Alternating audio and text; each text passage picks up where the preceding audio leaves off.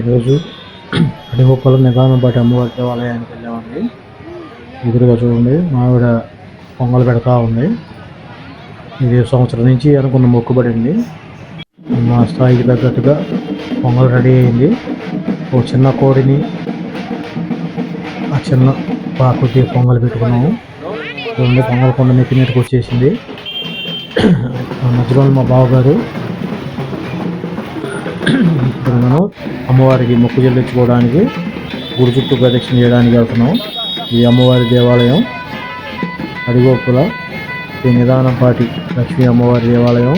ఇది ఎంతో ఫేమస్ అండి. బాగా మనం అనుకున్న మొక్కుబడులు అనుకున్నట్టుగా నెరవేరుతాయని ఒకసారి గుడి చుట్టూ ప్రదక్షిణ ప్రారంభించాను.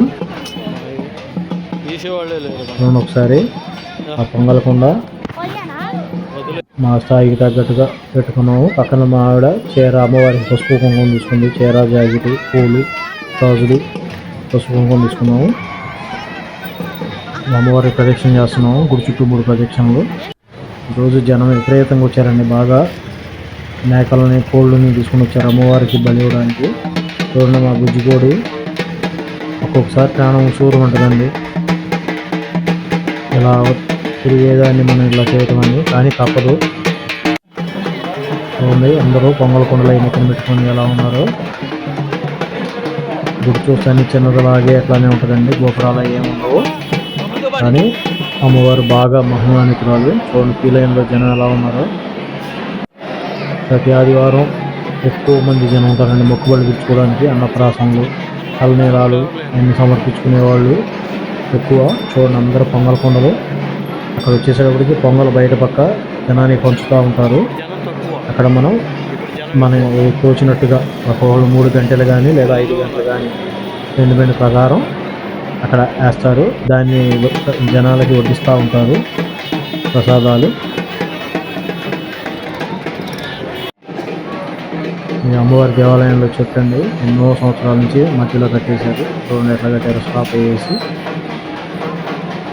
ఇప్పుడు మన క్యూ లైన్లో ఉన్నాము.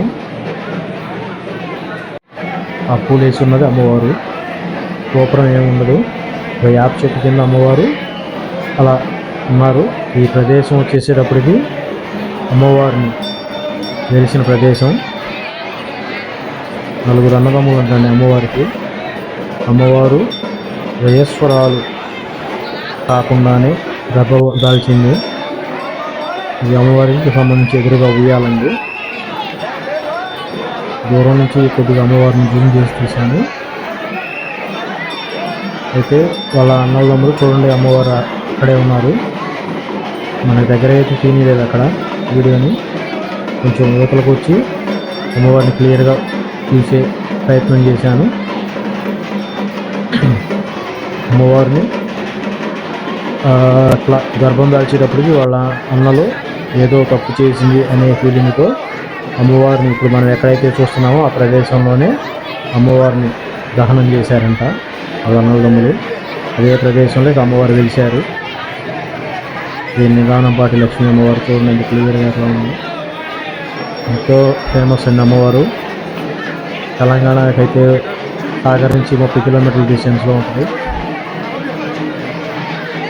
ఈ అమ్మవారు వెలిసిన ప్రదేశం. అమ్మవారిని ఇక్కడ సజీవ దహనం చేశారు.